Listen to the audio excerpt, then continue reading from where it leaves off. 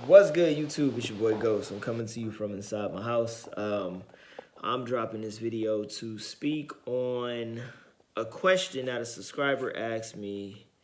Do I prefer newer used trucks? And do I like manuals versus automatics? What's my take on it?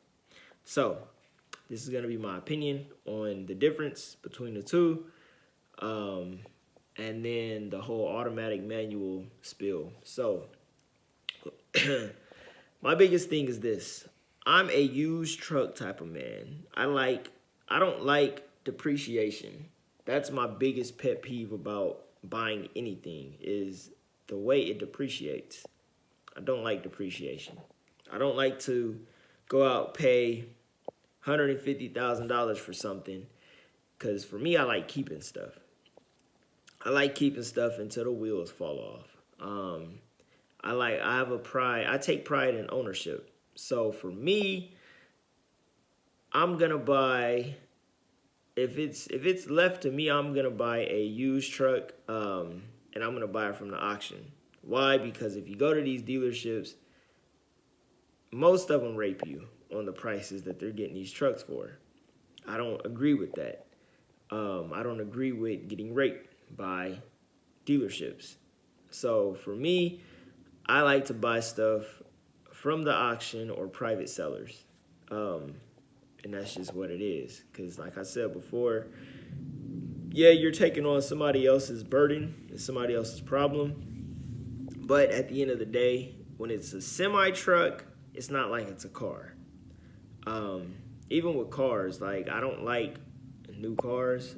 I mean, the new cars are cool, but once you've been where I've been at in life and you've driven damn near everything, um, and you've owned literally almost every car besides an exotic like a Lambo, a Ferrari, Rolls Royce, Bentley, stuff like that, you kind of just, it's like, eh.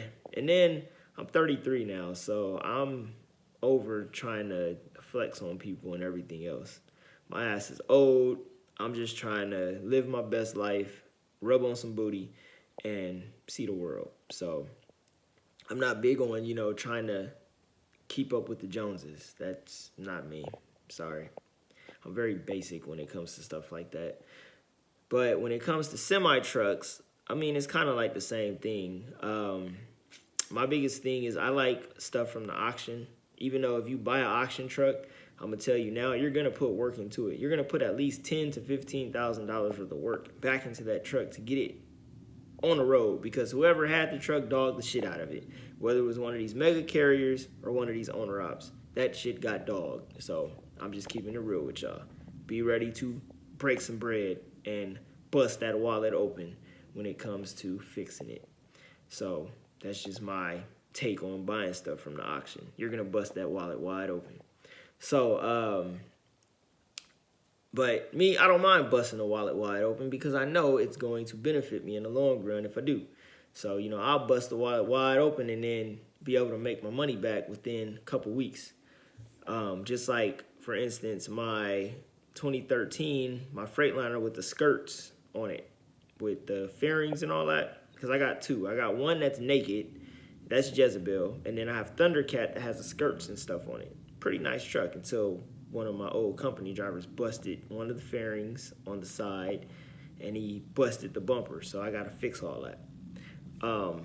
But with that truck, I got it for 20 G's, and it needed the story behind that truck is something happened to where the dude ran out of fuel, and he blew too much ether into it or something, starter fluid, whatever he put in it, and it ran away from him, and it tacked the RPMs and blew the motor. So it's got a rebuilt top end, and they put bootleg injectors in it, so it was like riding all rough. So I just spent $3,200 on brand new OEM injectors. Threw them in there, changed the fuel quantity control valve. Truck runs like a champ now. It's cool. It's good. And I had to put a new clutch in that one. Had the clutch, the rear main seal. What else should I do to that truck? That truck. The AC wasn't working. I put a pretty penny into that truck to get it on to where it's at now. I busted my wallet wide open on that truck. Jezebel, I've replaced the injectors in it. I've done the radiator. Oh, the other Thundercat. I also did the thermostat and I did the EGR actuator. I actually did those myself. I think I have a video talking about it. One was I did the actuator at a gas station in the fuel island, and then I did the thermostat in a rest area in Utah, in the middle of nowhere. It was Utah-Idaho state line, in the middle of nowhere. Shit was crazy. Cold too. Jezebel, I've done a lot of work to that truck. I'll make a video explaining all that, because I'll actually make a video explaining all the work I've done to my trucks, so you guys know, because I've done a lot to them. I put a lot of money into them. But that comes with buying stuff used, especially buying it from the auction. I'm not real big on warranties. Jezebel had a warranty when I first bought her. She had an extended warranty, but I literally had a breakdown, and it was a warranty breakdown that had my truck in the shop for 2 weeks. Yeah, I wasn't tripping because I went on vacation and while it was getting fixed and whatnot, but it still sucked because it was like, if I wasn't on vacation, that would have been 2 weeks worth of profit gone. So, it's just, and the work, honestly, within maybe a year, it went back out, and it wasn't even honored. But I wasn't about to sit up there and wait another 2 weeks for them to fix it again. So I just took it to my mechanic. He had it done in 8 hours, and boom, truck was back on the road. So I don't really like warranty work. When it comes to new and used, I'm probably not even the type of dude to really get that advice from, because I do things different. Like, I don't get oil samples and stuff like that, and I'm not that type of dude. Like, for me, maybe I should do it, maybe I shouldn't, I just know I've never gotten one for any truck, and it's working out perfectly for me. Something breaks, I fix it. That's just my mind state. Right now, something goes out, motor blows, I'll put a new engine in it. That's just my state of mind, and that's just, I prepare for stuff like that. Now my biggest thing is, I'm going to start buying newer trucks next year. I got my eyes on a long nose Pete, a brand new long nose Pete from the dealer. It's really not for me. I'm a Freightliner guy. My old lady, we've been politicking on, trucking and all that, because she's really starting to dig deeper into looking into this industry. And she was telling me that she wanted to start buying some Petes. So, like I told her, we got 4 trucks, and when you do, like, for me, I charge myself $750 a week for truck notes. That's for all my trucks, for the truck notes. So $750 a week, that's $3,000 a month, that's $12,000 for all 4 trucks in 1 month. And that's $144,000 a year. So with that being stated, when all 4 trucks are back running on the road, which that will be very, very soon, that'll be $12,000 a month in just truck notes that I'll be paying, or that I'll be basically paying to my company.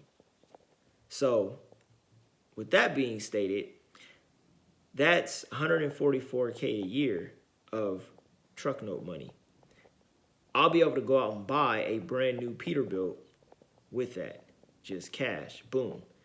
And then, money talks, so you go with 144K cash, you could probably walk out with it. And that truck will come with the warranty and everything else. And, like I have planned, because I can't tell you all my plans and give you all my giblets and my moves, but just know I'm cooking something that is going to be tight. It's going to be solid, rock solid. So with that being said, it's like I like I prefer used trucks, but I do like new trucks. But it's really a personal preference. Honestly, at the end of the day, it really depends on how much you want to pay when it's all said and done. For me, I would throw 20 grand into putting a new motor in something before I put 20 grand down on financing something. That's just my personal thing, because like I said before, I don't like depreciation and stuff like that. But I mean, it is what it is. You gotta spend money to make it. When it comes to automatics versus manuals, I'm a manual type of guy. I mean, I've had a couple automatics. Once again, that's all personal preference.